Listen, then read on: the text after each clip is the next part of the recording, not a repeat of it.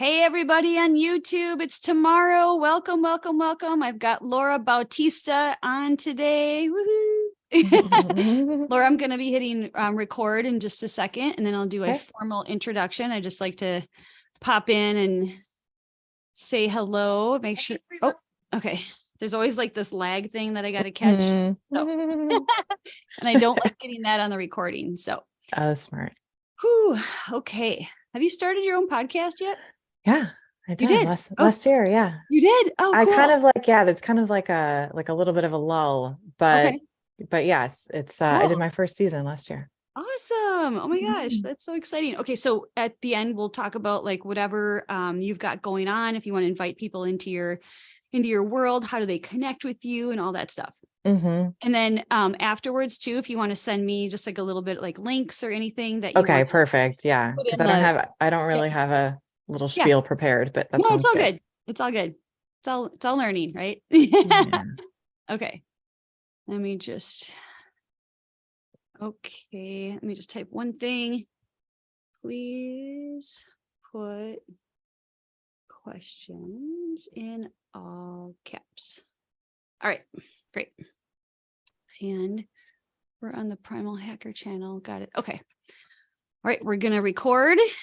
Okay. And we'll probably start. Do you want to lead just like a quick inhale breath thing at the beginning? Or do you want me to? No, not really. Okay. All right.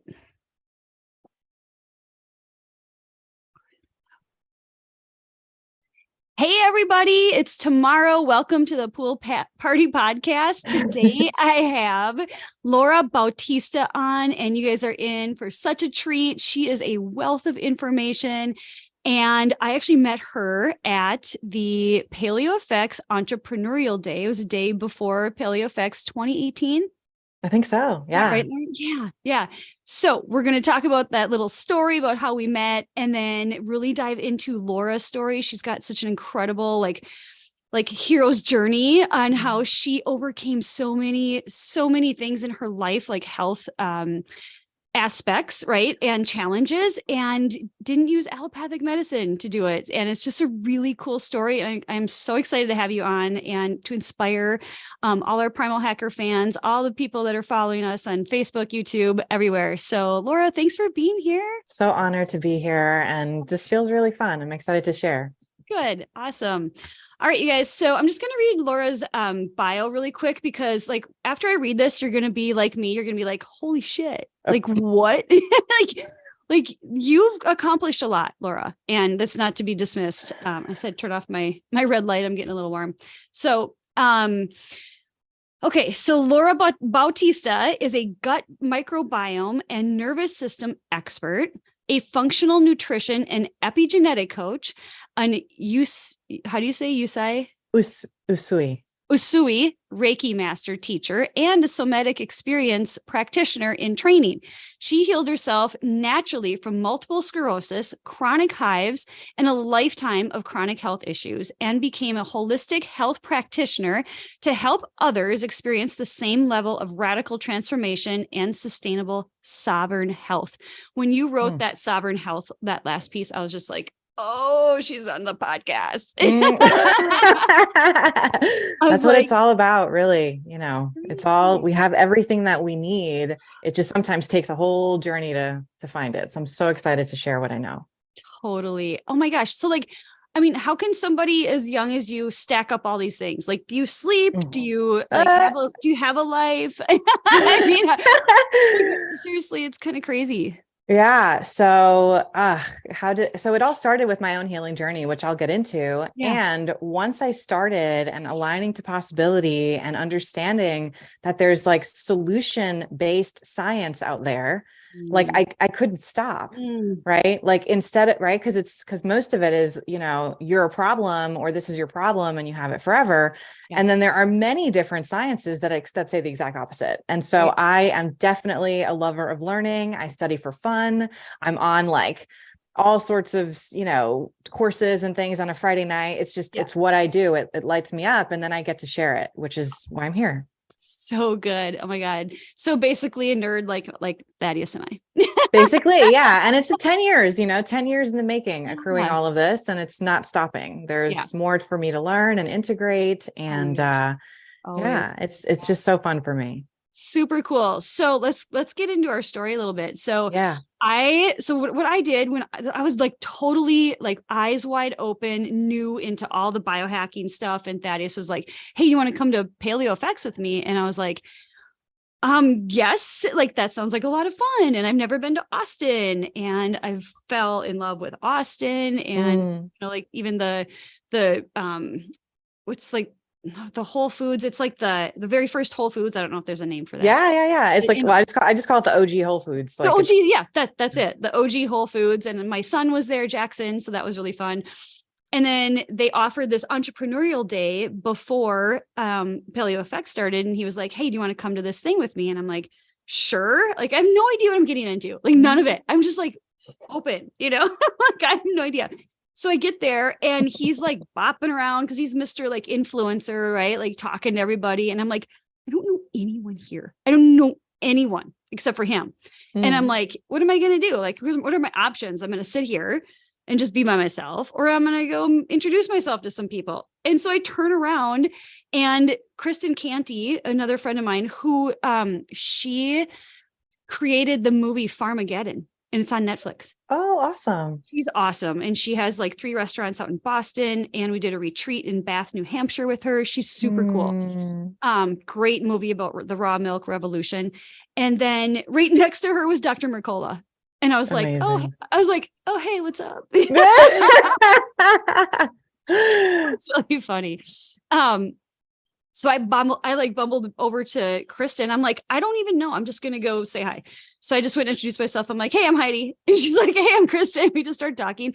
And then the same with you. Like, I just, didn't I bop over to you and just was like, there was definitely some bopping. It was very playful. And it was like, I remember you just had this energy about you that I wanted to approach. And like, maybe it's your laugh or your smile, or I don't, your essence. Yeah. And so, and then you were just like really easy to talk to. And I was also there, didn't know anybody. I had just moved to Austin, and I was going to all these events by myself because I'm, eager to learn and connect. And and so I think that's how we met. We probably just like had a giggle, and then realized we were really passionate about a lot of the same stuff. Right.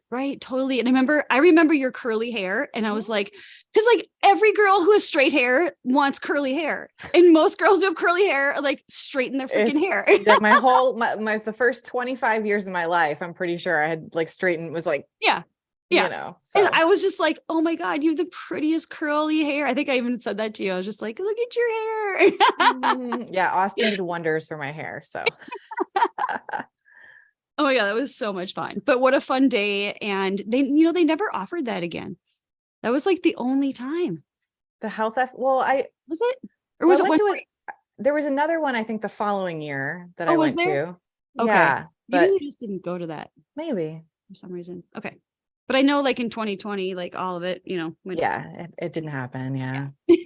And then it didn't happen again in 2021? That was the last one. Not sure.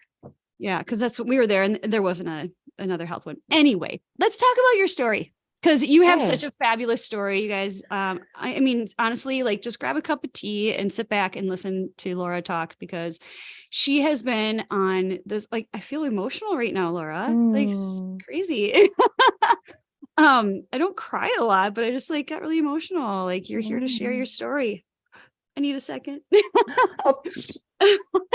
So sweet. Okay. Like you're such a pioneer, especially like people your age, and like the things you overcame, honestly, like blows my mind. So I look at you as just like an enigmatic, inspirational human, and you're here to just share, like your story, your gifts with everybody who wants to emulate that, right? Like, we don't have to take curses into our life. That's what I call, things that people give us that aren't really for us. So, I mean, just dive in. Where did it begin? What happened? Yeah. Good stuff. I love it. And thank you so much for all of that. Sometimes it takes a minute to like receive, such beautiful reflections. And so I'm receiving that. Thank you so much. And yeah, gosh, where to start? So I woke up, I was 21 years old, and I woke up one morning and my fingers were like this. And I could not straighten out my fingers without forcing them straight. And when I did that, it was very painful. And it felt like there was like electric currents, just like going up and down my left hand. Oh my God. And so backtracking a little bit, I grew up 21 years before that. I had always had some sort of symptom popping up. I always had some sort of skin rash or digestive issues, like really bad digestive issues, really crippling anxiety, a lot of trauma that I didn't know was trauma yet. And I didn't even, didn't know how to like even articulate what that was. And so there was like a lifetime of symptoms that led up to this moment where my body was just like, listen to me. Which now I know is what it was. But at the time, because I'd had so many symptoms my whole life, mind you, my father is a medical doctor. So I had a medical doctor in the home, and I still had all of these health concerns, not for a lack of love or trying from my dad, but he was never trained. He was trained conventionally. So he wasn't trained about root causes. And so when his daughter woke up one day with this really crazy symptom, part of the story was that we had a ton of access to all of the doctors that we needed in order to kind of diagnose this, get some answers, through that model. But then also I had normalized symptoms so much because I had had so many my whole life that I woke up that day and I wasn't even that scared. I was just kind of like, well, here's another thing that's happening to me, which now I know the story for many people who have autoimmune issues or chronic issues. They have a laundry list of symptoms that are unrelated and, and I'm using air quotes in case you're listening and you don't see that, but unrelated and they don't really fit into any sort of category. Yeah. So that morning I went to work and I was a cashier at this really cool kosher deli in Riverdale in New York, which is where I grew up. Okay. And I'm working the register and bagging groceries. And then it happens again. The same feeling, my hand getting all gnarled and mangled, just the left one. Oh, really? And I couldn't straighten out my fingers unless I forced them straight. But that's when I actually felt really scared, like a lot of doom and gloom, a lot of what is happening to me. And I went home, and that's how we started, calling all the doctors that we knew. If you are someone who's in a medical family or has doctors in the family, that they have they just start texting and calling all their people. Yeah. And I started to, get all these different analysis and MRIs and spinal tap and EEGs and all of the things that they do to diagnose someone who has these like neurological symptoms. Hold on a second. So like you just say spinal tap like it's no big deal. That's a big deal. I had three of them because we challenged the diagnosis multiple times. Oh my God. And so 3 times of that. And a spinal tap, is, which is a lumbar puncture, in other words, is one of the most agonizing, painful procedures that one can experience. Yeah. And that in itself, was the diagnostic process in itself was actually quite traumatic. And I'll never forget the day that I had gone through these things, all of this testing and all talking to these different doctors. And then I show up at the doctor's office, at this hospital in the Bronx where I was born, Bronx, Lebanon. And the doctor said to me, came into the office with both of my parents. We sat down and he looked at me and he said, so you have something called multiple sclerosis. It's going to completely change your life. There's no cure. And there's a chance you could end up blind, end up in a wheelchair, lose control of your bowels, and maybe someday you might also lose any sexual desire. As you can imagine, I went into complete shutdown, started crying, had no words. And in that moment, the doctor said, you need to stop crying. You need to get your questions together and ask them right now, because this is a big deal and this isn't going to go anywhere. Some version of that. And I was already in shock, right? Because of this diagnosis, not even knowing what it was. And then I have this like horrible delivery of what is happening to me with zero compassion, very cold. And in the same breath, I can sense that he was trying to help me bypass my pain in that moment and like get to like the solution, which I can honor a little bit of that, and just a really crappy way to deliver news like that. And I imagine this happens every day in many different neurologist offices, right? I'm not the only person who's had this experience of a devastating diagnosis. Right. And it being delivered in a super, for me, forget not trauma informed, but just lacking compassion. Yeah. So that was when my life completely changed. I was a normal kid, and, I was very social, still am, but like had tons of friends and rolled in a bunch of different circles. I also had a very toxic lifestyle. I started smoking Newports when I was like 14 years old, smoking weed, not that much at that point, but trying drugs here and there, drinking lots of alcohol, eating whatever I wanted. I mean, I had the crappiest diet my whole life. Like we ate all the processed foods. Yeah. And my parents did their best. And again, they didn't know better. I would say that for most people, up until probably recent, there was a lot of not knowing better. Yeah. And so there started the daily injections, which is the only medication for MS at the time. I think now there's some pill forms, which I'll tell you about in just a minute, my story with that. Okay. But it was daily injections. It was prednisone or steroids anytime I had a flare up, quarterly hospitalizations, so many doctor's visits, I can't even like count. And then lots of people looking at me like a question mark, because apart from the multiple sclerosis diagnosis, then I started to develop chronic hives, which were, again, quote, quote, unrelated.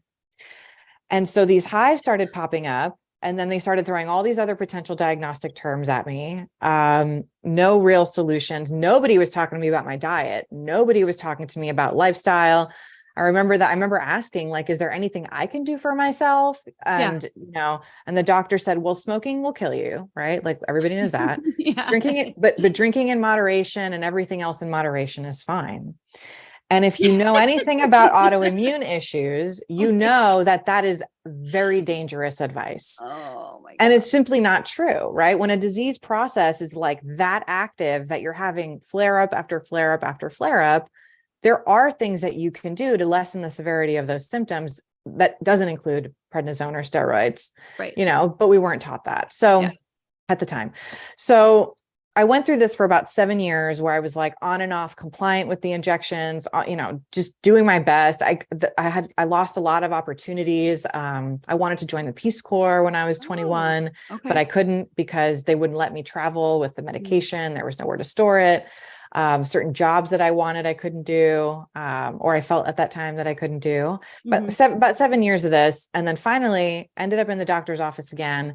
I had stopped being compliant with the daily injections because they weren't working. I felt like I was getting worse. Was the daily injection the prednisone? No, it was something called Copaxone, which is a pharmaceutical that it's like amino acids essentially. And this like, in injection form. But the prednisone, I had it like in my cupboard along with lorazepam, trazodone, all sorts of pharmaceuticals that it's like, but they didn't really work. I used to take 1 milligram of lorazepam just to function. And if you know anything about pharmaceuticals and lorazepam, that's a high dose to take during the day to go to work. Like that should knock somebody out. Seriously. For me, it was just for me to function because I had so much dysregulation and just unknown, in all the ways. But then it came to a point where I went to the doctor with my dad. This was about 11 years ago, maybe 12 years ago. Okay. And I had a new doctor, and I told her, I said, listen, I can't do these injections anymore. They're not working. I hate them. Like, what else you got? Yeah. And she said, okay, well, we have this other new medication, fresh off clinical trials. It's a pill form.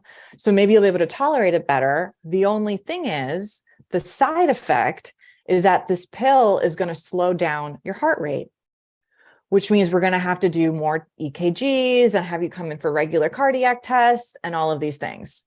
I look at my dad in that office. Again, he's a medical doctor. And he's now been studying other things because he didn't, I don't know if this is where I can kind of like bless the ego a little bit, because his ego kind of couldn't believe his daughter had MS. So he went on this like research rampage and started finding Mark Hyman and Terry Walls and all of these functional medicine doctors who are talking about the gut-brain connection, food is medicine, et cetera, et cetera. Nice. He brought this into my world and then introduced me to the health coaching world. And that's when I started to kind of like experience hope for the first time in a long time. So we're here sitting at this office and they're saying this stuff about the pill form. I look at my dad and I look at the doctor and I said, I'm not doing that. I said, this is not, I'm just not going to do it. And then my dad says to the doctor, well, what about food as medicine? What about the microbiome? What about all of these things? And they looked at him like he had 5 heads. Like they literally looked at him like he was just absolutely crazy. We got up and left. And that was when, this is not a recommendation, this is just my story, but that is when I completely turned my back on Western medicine and decided that's not for me anymore. And I doubled down on, I guess, the beginnings of, what was kind of biohacking, which was learning that the main driver of my flare-ups was inflammation. So I'm like, okay, what can I do to reduce inflammation in a food-based way? Started introducing turmeric into my diet, and that was my gateway herb. Turmeric, I learned that you had to use black pepper to crack in it and have it with a little bit of fat. And I started taking this in large doses every day, self-dosed. And my inflammation, my flare-ups just totally went down. My anxiety started to go away. I started taking it for that instead of the lorazepam. And then I started to invite more and more and more into my world, which kept me on this like journey of feeling change and then inviting in more. There's one thing to know it cognitively. It's a whole nother thing to actually experience it. Yeah. And so, 10 years of a lot of self-study and many different trainings, right? I have not had any symptoms of MS in 10 years. No Western intervention. It's very difficult to get me to take any sort of pharmaceutical, although I do believe they have their place in some moments.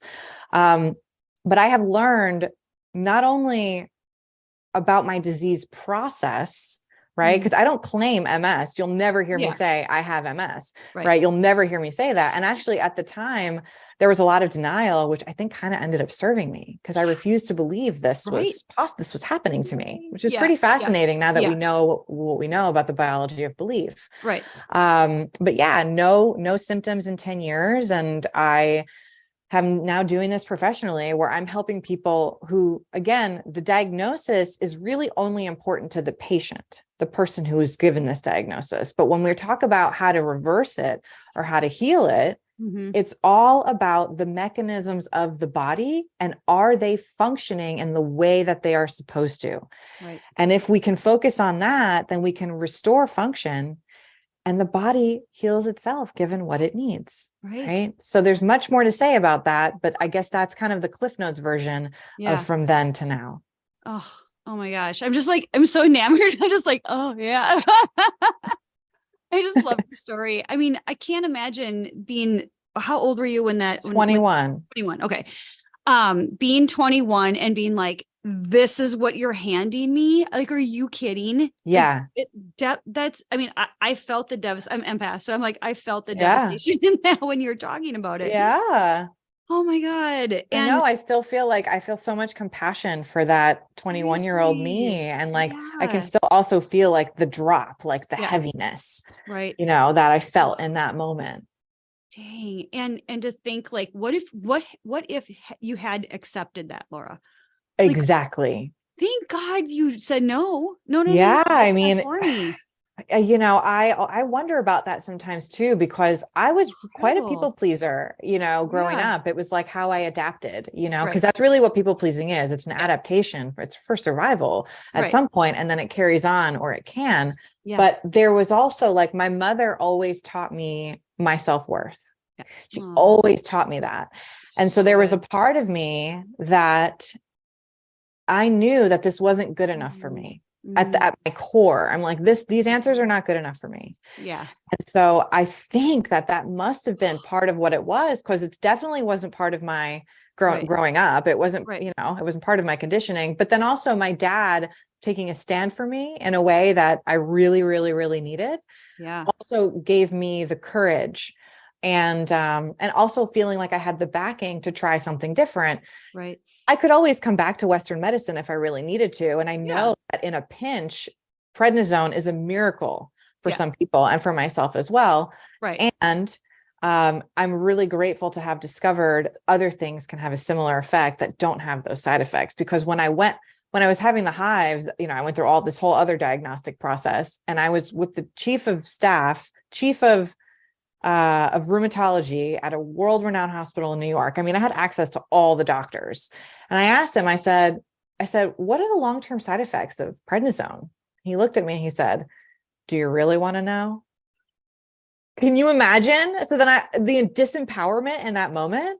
And so in that moment, I was like, I guess not. Like, I don't know. I guess I don't want to know. Right. But I mean, I still, which I'm not going to go into them, but they're pretty scary, the long-term side effects, So it just didn't feel worth it. Right. And especially when I started getting into the health coaching world, because then I'm learning from all of these different doctors and professionals and, Deepak Chopra, talk about the spiritual piece, right? Like when I started meditating and when I started learning to calm down and to reconnect to the essence and the truth of who I really am, that was the biggest catalyst for long-term sustainable sovereign change. I will say I needed to address the biology. You can't bypass that step. Right. And I would not have been able to do so willingly and remove myself from toxic environments in all of the ways had I not reconnected to this fundamental me, that I've always had a connection with God since I was a little girl. Oh. And so I used to like pray to God in the mirror, which I think now is like so brilliant. Like when I was little, I would like go to the mirror and pray to God. And it was this reconnection that then I guess it sent a signal of safety, which is what the body needs to heal. The body only heals when it is calm.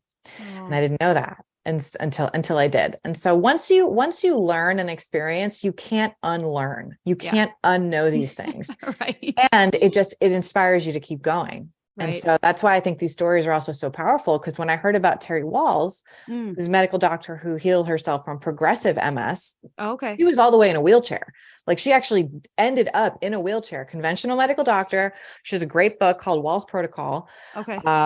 And when I found out that she healed herself from wheelchair back to walking and helping people through food, I was like, if she can do it, I can do it. And that is the mantra that I suggest when you hear someone who says and is talking about some stuff that you want to accomplish.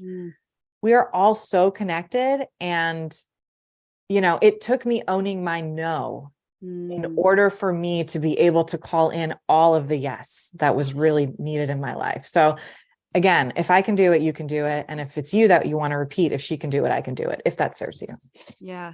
Oh my God. I love the way you speak about that. I mean, it really is just like, it's so feminine, but yet it's fierce and it's bold. Right. So you're just like, you encompass all these things in me that are like stirring up, like, yes, bold, fierce warrior, but yet you're so just like sensitive yin and, you're just weaving this tapestry of your story is really profound. So then Laura, you go into becoming a nervous system expert. That's first thing on your bio. Right. I mean, can you talk a little bit about that and like how important that is? And you touched on it, but like really kind of. Yeah. Well, I didn't know like what the nervous system was or, all of the components of it. And when I'm speaking about the nervous system right now, I'm actually speaking about the autonomic nervous system. Okay. Because then there's the central nervous system. Right. So I'm speaking about the autonomic nervous system, which is what controls everything autonomic, meaning things that are happening semi-voluntarily, right? Like you're not telling your body to breathe. Yeah. You're not telling your heart to beat, right? It's just doing it, and what I didn't know then was that a lot of the toxins in my world in all of the ways, right? When I say toxins, I mean, I had severe gut dysbiosis, right? So lots of fungal overgrowth, bacterial overgrowth, parasitic overgrowth, viral overgrowth from the microbe standpoint, toxins in the home, you know, from the products you put on your skin to what you clean with, to what's in the air. All of these things that you interact with affect your biology, to toxins in relationships, right? And the way that I was being in relationships, constantly bypassing my own needs for others, because, you know, I developed an adaptation of, you know, to be liked, right? It's just when we talk about attachment, which is really what's running the show, which I won't get into too much, but that's also part of the trauma healing and the nervous system, right? Like the way you feel around others is your nervous system talking. And the way you bypass that or tend to it has a different, you know, you'll have a different experience, right? And so I had lived a whole life of bypassing my body's messages coming from my nervous system, right? Normalizing symptoms, normalizing like that I get sick all the time. And I imagine there was probably some significance that I was attaching to that as well, subconsciously. Like if I'm sick, I get this, right? And that is a big deal when you have chronic health, or not for everyone, but for many who have chronic health issues, it's this like subconscious significance with it. But all of that, your nervous system is listening and responding. And it's designed, your autonomic nervous system is designed to scan for threat. It's always what it's doing. It's called proprioception. It's called or neuroception.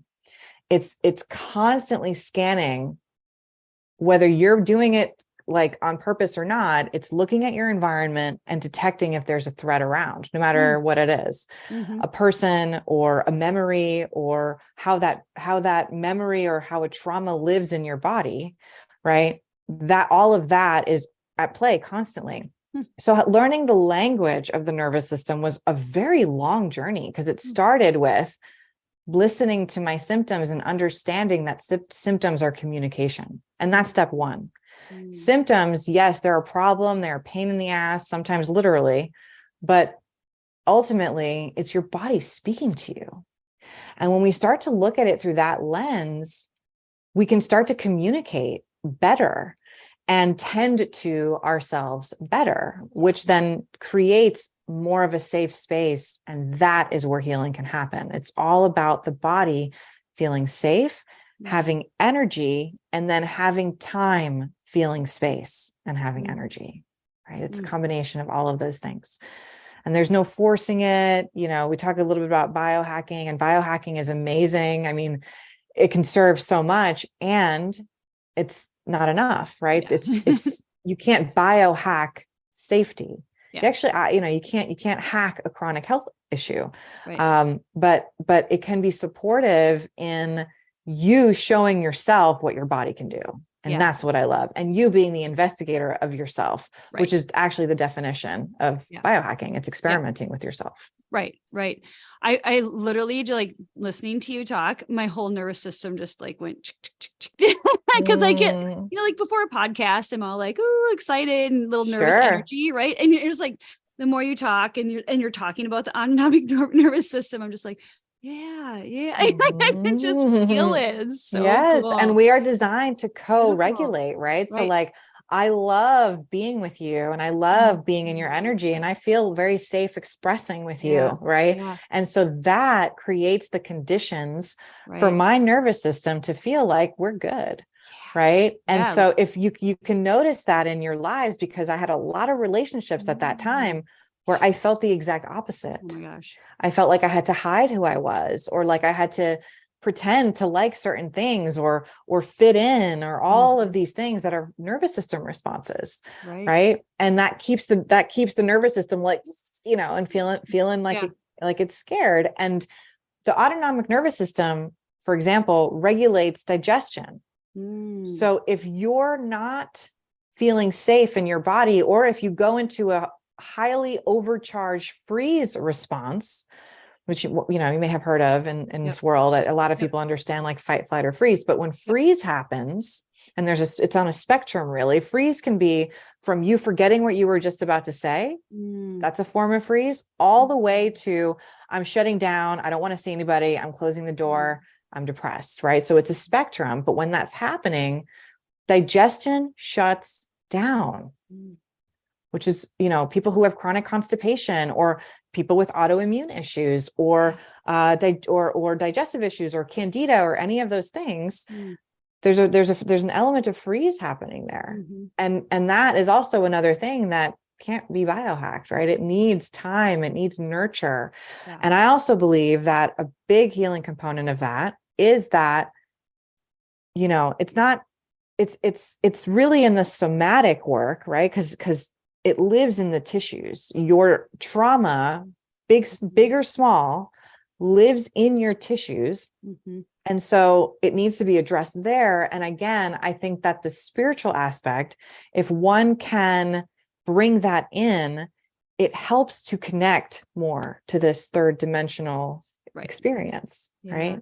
Yeah. And we must address it all if we want to heal sustainably. So it's a multifaceted approach, and there's like different, percentages of things. Like I'd say, if we're going to look at it in categories, right? Like biological, spiritual, relationship, career, money, like all of these different areas, different people need to give these different areas a different amount of attention. Yeah. But when you do, and you find your secret sauce, your secret combination, then you get to be the one who says, I need more of this, and this is the practitioner I'm going to go to, or I need more of this, and this is the spiritual experience I want to create for myself. Right. And that's when it can become super sovereign, because it's so much choice versus what I had back then, zero choice. Right. Oh, God, I love that. So, okay. So you're also like the gut microbiome and nervous system, like you're an expert in this, right? So like people come to you, and do you do private coaching? Is that like part of what you do now? Yes. So I do a combination of things. I do private one-on-one coaching. I also work with other companies. So like I'm a health coach at the Gut Institute, which is focused on probably the most top tier microbiome knowledge that you can have with Dr. Grace Liu. I also am one of the mentors for Dr. Amy Apigian, who is a medical doctor who, created her program called The Biology of Trauma. So there's like, I want to be there shining light in as many different areas as I can, educating. And then, yes, if you're someone who resonates with coaching and wants someone to walk you through a sustainable healing process, that is my favorite thing to do. Like I am in the business of transformation, and I want it for everyone. Yeah. So, yeah, exactly. It's a combination of things, but I mean, one of the women, I worked with another woman who hired me because she also was struggling with MS and similar age. And we actually kind of looked alike. It's really interesting. Like I actually attract a lot of clients who kind of look like me, it's just like a beautiful cosmic joke. Whoa. But, when we first started, like, similar thing, like dismal story, like, no hope, a lot of pain, she couldn't even make a full lap around Costco without being in pain, because it's that debilitating. Wow. By the end of 4 months of targeted epigenetic approach, microbiome, nutrition, and really helping her set radical boundaries for herself and get connected again to who she really is, she was able to stand longer than she's been able to stand since she got diagnosed with MS. She was able to cook for her family and just do normal things well again. And that's really all anybody wants when they're struggling with these chronic health issues. They just want to feel normal. Right. And so I help people feel normal and beyond that, and so I love doing that. Yeah. Thank you for asking. Cause I just I get so excited about it. It's possible. Oh, I mean, you can tell the passion in your, oh my God, it's so beautiful. But I mean, that's the best type of coach to have too, is like somebody who's already experienced that. Right. It's really interesting too. And even in my own experiences with coaching and stuff, I have experienced people coming into my world, and we have really similar stories. And for me, it's more of the emotional pieces of mom and dad growing up and fitting this archetype, and really just kind of Rubik's cubing that apart and going, what is going on here? And I'm like, that happened to me too. I'm just like, me too. That's kind of weird how many similarities that we have. Yes. I attract a lot of women my age, so generationally kind of no surprises, right? But okay, so and I love the piece that like, so when about beyond biohacking, and that's where, you know, like that's really where like Thaddeus's his last lecture series last year at our retreat was really about beyond biohacking, and it's just such a great place to start from, right? And Yes. I don't want to diminish it in any way, because it and continue to integrate, I would say. Yeah.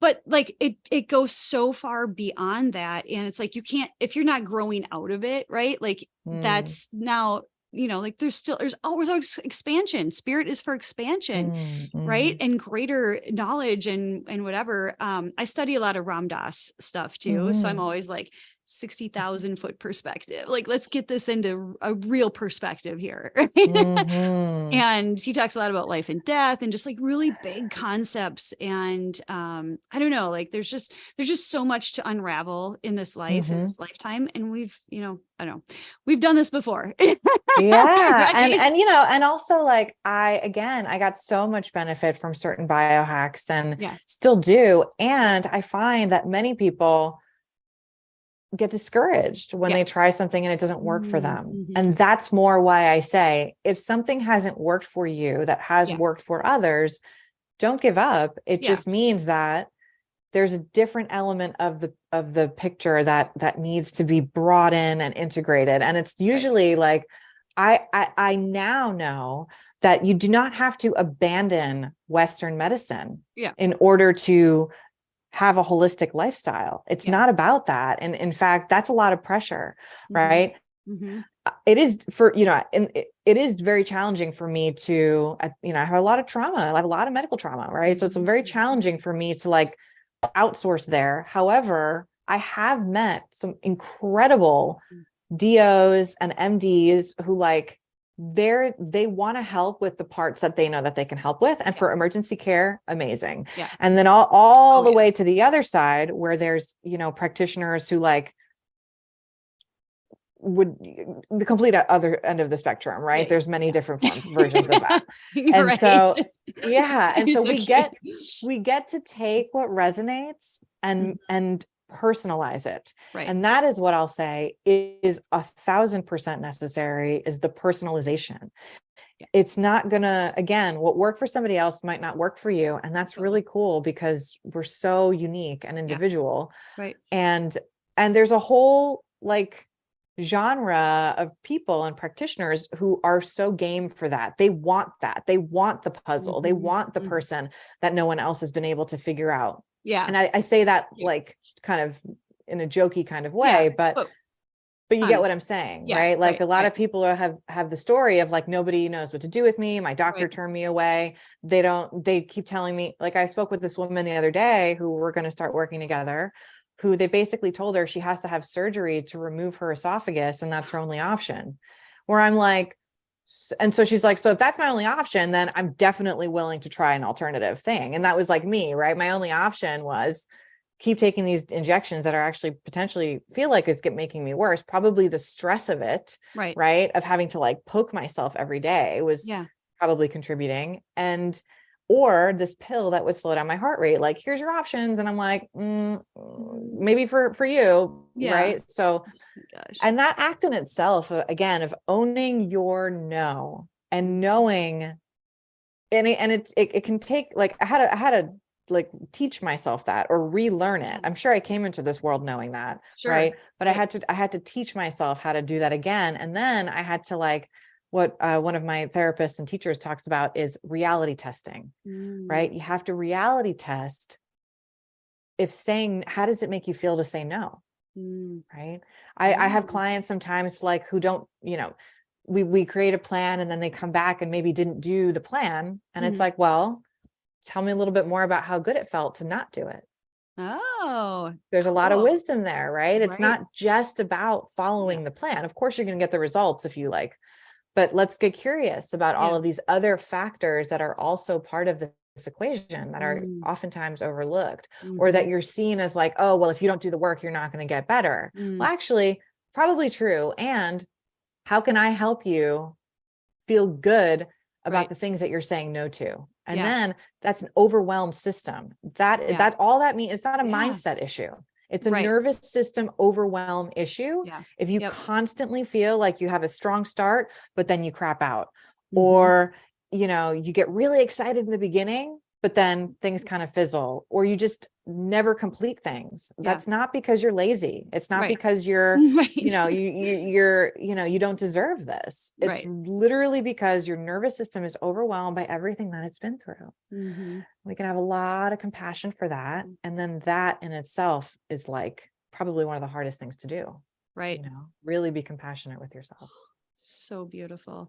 I do want to tap into the somatic experience. Yeah. Because it's probably the part that, like, maybe it's just the word somatic. I don't know a lot about that, but it's Yeah. sound, right? I mean, that sound therapy. So I think that might fall. I think it would fall under somatic in a way. So somatic, soma means of the body. Okay. So I'm somatic, taking notes. So yeah, I love it. I hope you guys are too that are watching. Somatic experiencing is a body-based trauma healing modality where we can call up where the trauma is living in your body and help that energy move and complete. Because all trauma is basically, it's a number of things. It's not just these like big, harsh, horrible things that we hear happen to people. It's actually not in the event at all, right? It's how that event impacted who you are today and how you are being today. And what we know is that trauma, which essentially is the experience of, or the impact of something being too much too fast, or not enough for too long, and the body not being able to rely on fight or flight working properly. Essentially, the response gets thwarted, meaning it doesn't get to complete. So that's like, you know, if you had a situation in your life, you know, where you couldn't say no and you really wanted to, trauma, right?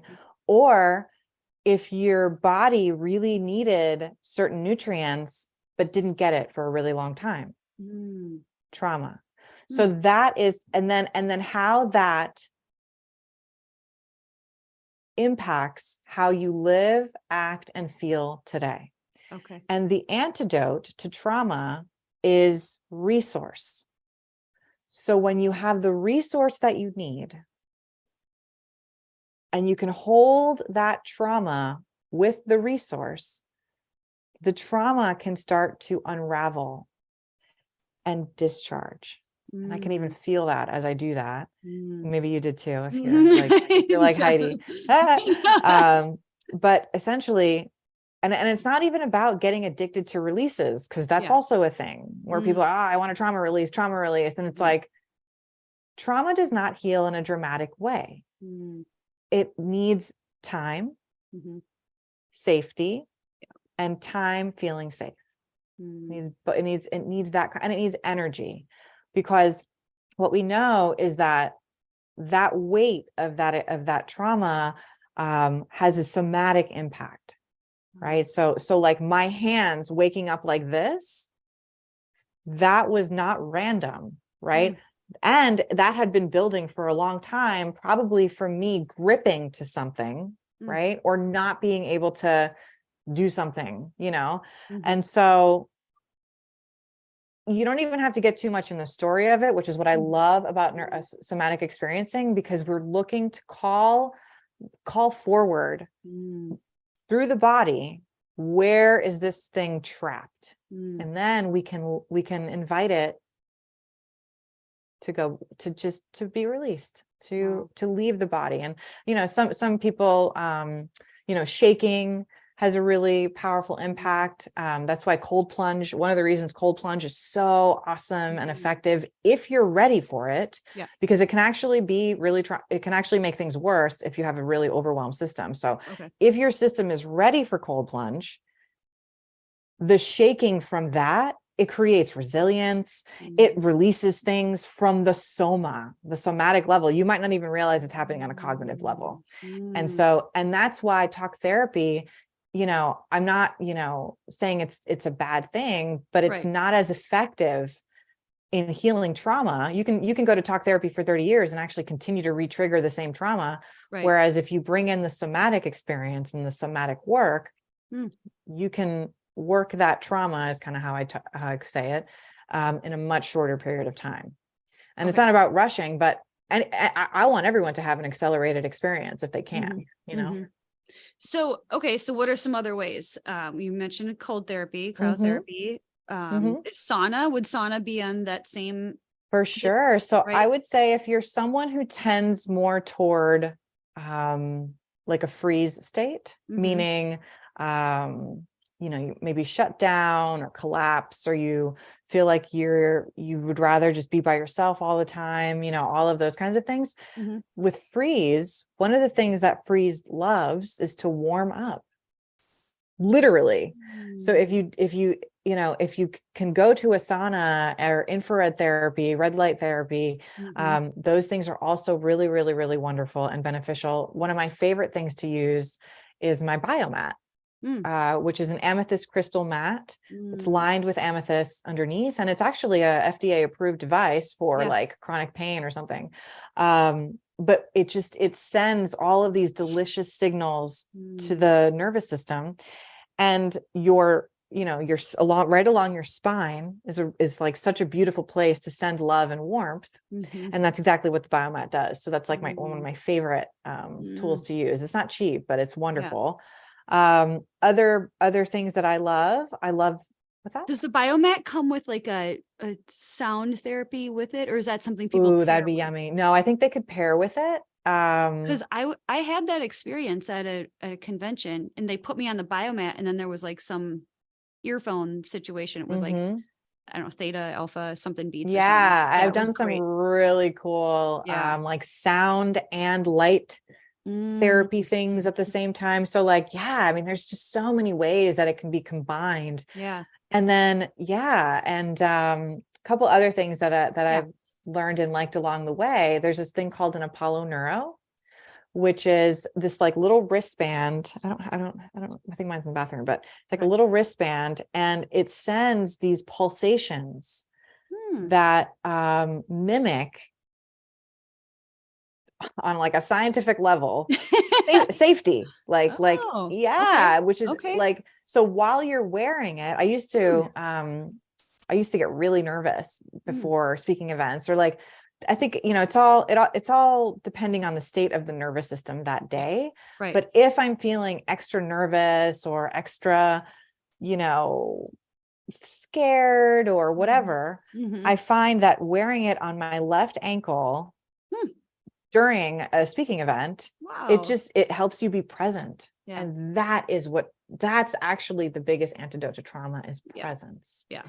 Because when the body doesn't feel safe, it's most likely because it's replaying something from the past, or something from the future that hasn't even happened yet. When we can, and orienting, which animals do in the wild, animals in the wild don't get PTSD, because once like the bunny is like done being chased by the wolf, what it does is it shakes it off. And shaking it off resets the nervous system. And that bunny is never scared to go back to that same field where the wolf was. So they don't get PTSD in the wild. The animals don't get PTSD because that's how they regulate. It's the shaking. That's why some people will say, oh, just shake. And it can be helpful, but it's actually more helpful when the body does it on its own versus you telling the body to do it. Does that make sense? Well, and like once in a while, I'll just go like this. Right. Same, I mean, that's same. That's what that is. That is a form of it. It's a form of it. Right. And I know that's so cool that you say that, because, my partner doesn't have that experience. He doesn't but for me, sometimes I'm like, like, it's like, too. And so it's a form of it. Yeah. And I notice it happens now. I notice, and maybe you want to track this yourself and see like, does this happen when I'm most present or when the truth really lands? I know that like truth bumps, for example, like goosebumps that are the truth when you really feel truth. Oh, I love that. Truth bumps. Cute. Like those types of things, that's your nervous system communicating, right? When we talk about gut feeling, that is your nervous system, you know? And so we get to track and test, not force, but just see if I bypass this gut feeling, what happens, right? And if I honor this gut feeling, even if it feels uncomfortable, what happens?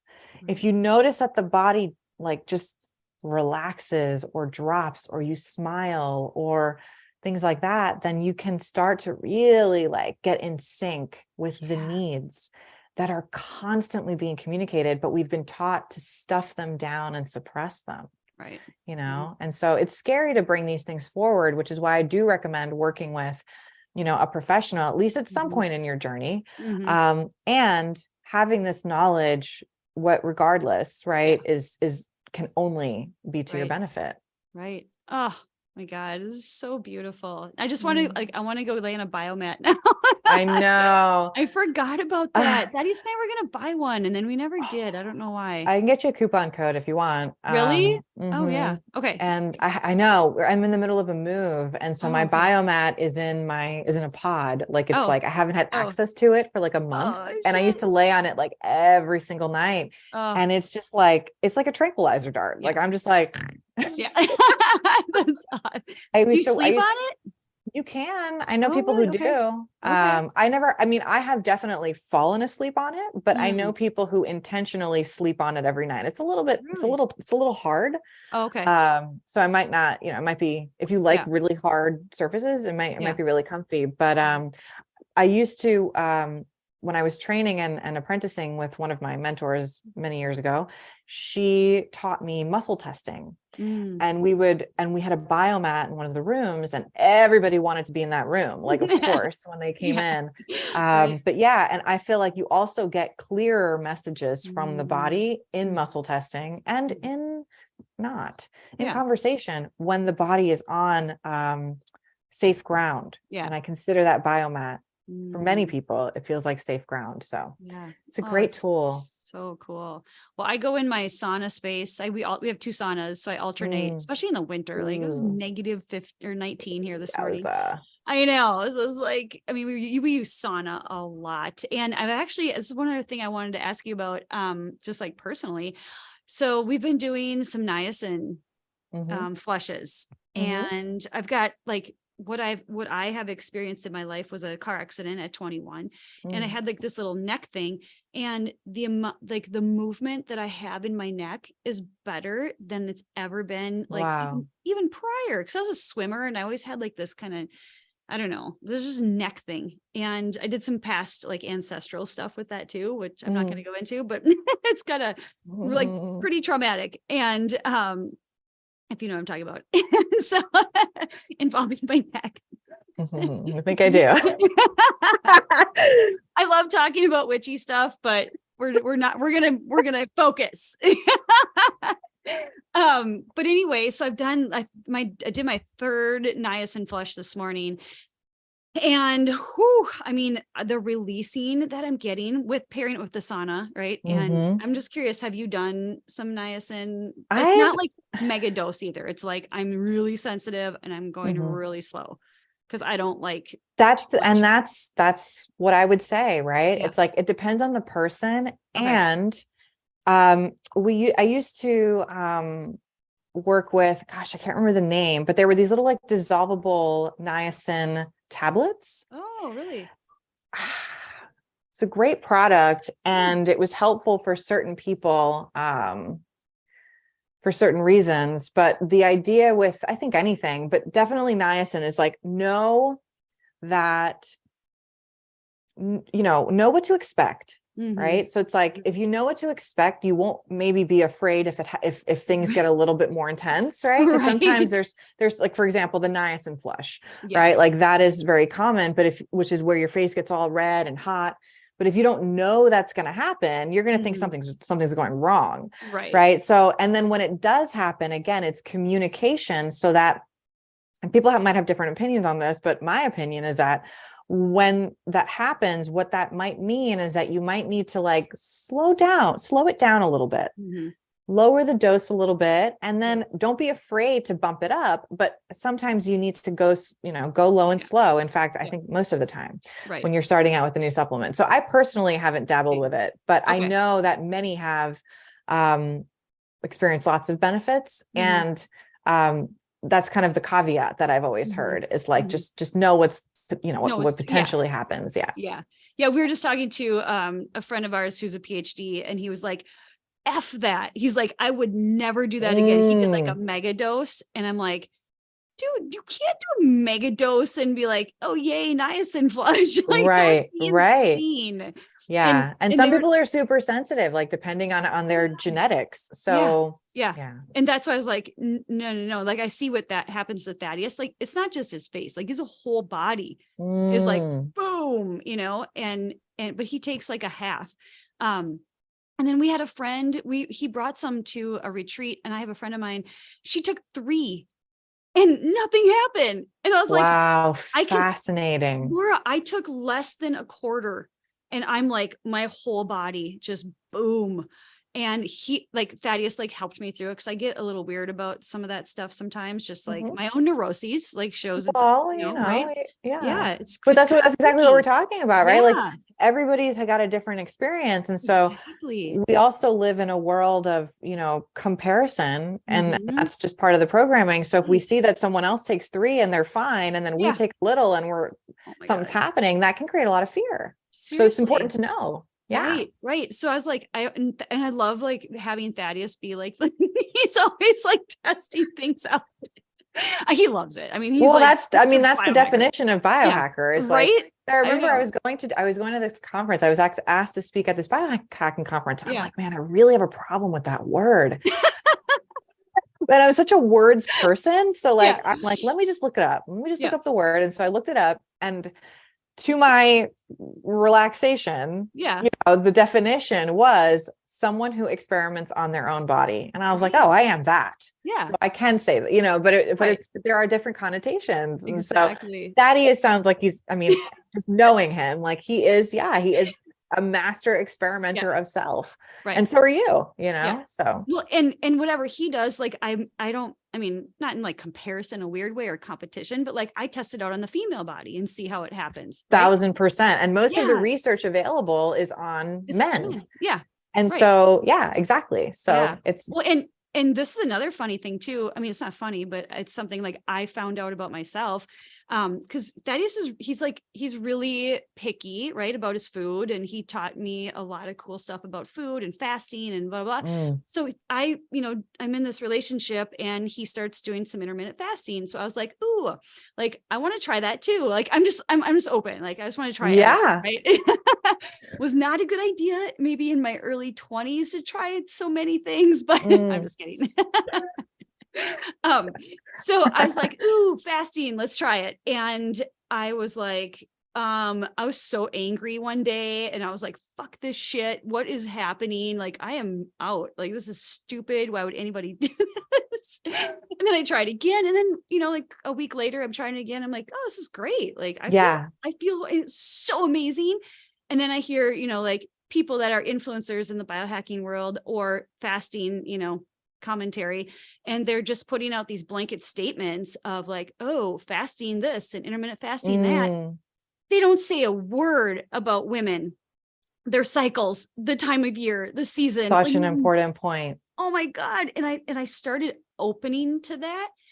And then I see them, keep talking about this, or whoever wrote the book on intermittent fasting or whatever, like, did you check in with the ladies? Like, no, you didn't. And so caution, right? Like, I always say that to people, because we run into all kinds of people, and they ask us tons of questions about stuff. And I'm always like, be careful, listen to your body around that. Men too, not just women, like men too. Totally. Right. And so like, whatever worked for Thaddeus did not work for me. And I was like, I'm out. And it was right before my period. I was like, of course, like this is the worst time ever. You don't put your body into starvation. Like, but I mean, it's like, if you don't know what you don't know. Yeah, right. yeah. And so that's also like why, even from, just like a nervous system, or like a language of the body, perspective, like learning to track your own system is probably the number one thing to do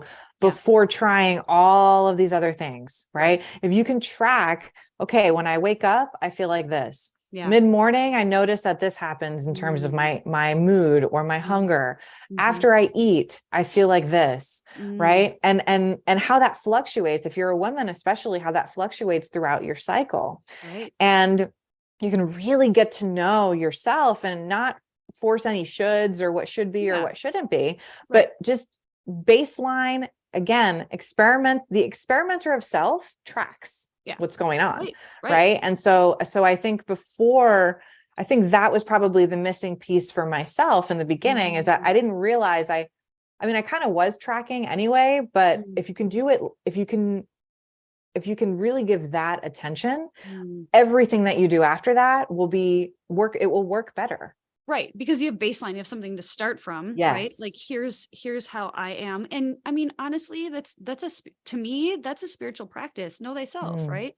Totally. I mean, you can't separate yourself from that spiritual aspect of everything you do. And that's why, like, now it's like beyond biohacking, and how can we, like, keep experimenting. And now it's like, oh, it's Kundalini yoga and spiritual experiences, and knowing the self even better at all these different levels. And at the same time, raising my frequency. So something interesting happened to me lately, about a month and a half to 2 months ago. Everybody in my house got like even Thaddeus one night had like a stuffy nose, and he never gets a stuffy nose. It was like, I mean, we just don't get sick. Right. But all the kids, there's a lot of kids in our house, and everybody got sick, and I didn't get sick. And usually I was the one in the past that would be sick the longest. And I'm like, what did I do? Like, this is really different than before. And so what have I been doing? And you know what it was? I just keep raising my frequency, which is so fun. And I mean, so now, like, that's what I do. I mean, vibrational healing is, it's like, it's the culmination of everything that we're talking about, right? It's It's like epigenetics, right? It includes the consciousness, the level of consciousness at which you are operating, the frequency, right? It's going to determine a lot, everything, right? And you can also notice when you're around someone or a situation that is lower vibe, right? You notice how you are in that situation. I know for myself, no one's immune to this. I'm not immune to this, right? If I'm around a negative person for, multiple days, you might hear me saying way more negative things than I normally would. And then I'll catch that, and I'm like, oh, definitely don't want to be on that like wave. And then even noticing it, the same thing with somatics. Like, if you start to notice your symptoms, even the act of noticing them changes the frequency of them and changes the feeling associated with that frequency. So there's a book called Levels of Energy. Have you heard of it? I have not. Oh, you would love it. It talks about how we have access to all of these different frequencies and all of these different levels of energy. We have constant access to them, but it's like, we just don't know it.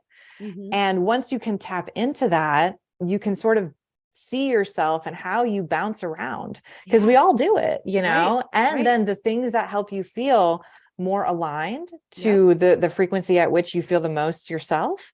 Right.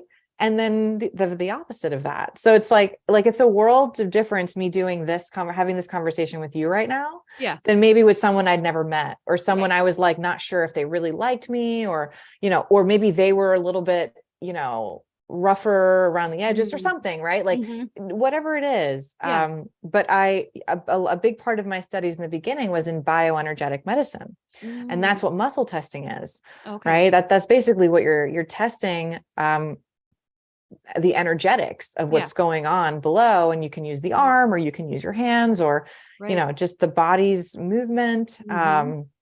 but that's definitely like, it's funny that I kind of started there and then I see how everything falls underneath that, but I'm someone who needs to understand and talk about, death and rebirth. You mentioned that sometime earlier. So I'm a Scorpio rising and I'm a double Scorpio actually. Oh my gosh. So, yeah. So double Scorps are That's all awesome. about like death and rebirth, like constant, and so, and so that also, like, I bring that, when I can know that about myself, right. It empowers me to be like, oh, so that's why I'm constantly like having all of these experiences and why I need to dive in, feel it, do it before I teach it. Beautiful. So it's all about that. But yeah, the energetics and the vibrational component, that's where the magic happens, but sometimes sometimes it's like an indirect path to understanding that. Yeah. And now that, like I have my health dialed in, right. And there's still a few things that I keep working on, but it's pretty optimal right now. Right. So like, and then, so I'm like, health in kind of one category, and then happiness. And like, I start journaling and I'm like, I just love my life. I love my husband. I love my puppy. And it's just like, this love is just like pouring out of me. And it's so beautiful. But earlier journaling, it was like, I was vomiting on the journal, right? Like I just started, I went back to The Artist's Way. Have you heard of that book? The Artist's Way. It's all about like creating this container of yourself, of you and knowing yourself. Yeah, it's really good. So like tapping into your creativity. It's an OG book though. It's like, I studied that years and years ago, but I didn't know what I knew now. And so like, I'm looking at it from this different lens and this different, like, just my more mature, wiser, right? Me version of me and whoever's in this body. And now I'm in goal creation. So aligning that frequency of like all these things. And now it's goal creation frequency, Laura. Fun. Oh my God. And it's like, when you're in that alignment, it's like Bob Proctor stuff, right? So like, and this is what he's been saying all along. And I've been listening to him literally for 20 years and I finally get it. Like I get it. And it's so interesting. And I'm biohacking that now. I mean, in a frequency way, right? Like, am I in line with my goal? Am I on the frequency of my goal right now? Checking in. Yeah. And can I get my thoughts to be primarily in alignment with that, with my words, with my actions? And by law, right, it has to come into fruition. Like it's just it's almost like miraculous. You know what I mean? It is. Oh, absolutely. Yeah. I mean, I think I really noticed that with like where I was just living. Like I felt like there was like a lot of stagnation, a lot of like uncertainty, a lot of just part of life, right? Like we need the, positive and negative is a circuit, right? So to think, right, that, positive only is the thing is not real, but like, it's the way that we move through it. And I feel that, having moved and then like, I felt so much clarity in your share just there, like you feel that clarity, right? And once you have that clarity, like to me, that's the vibrational frequency that precedes that creation, that creative, mode. And so something shifted in just the past week or so for me, where I was, because I had like a really horrible, traumatizing experience with this like person I hired last year. Not going to get into it, but like having a felt resolution of that and being able to let that go. The following week, I'm like, have all these people reaching out that want to work with me, all of these cool opportunities. I'm getting like so much clarity, right? And that I think it's such a gift, and it's often what people are looking for and they don't realize it. Yeah. So,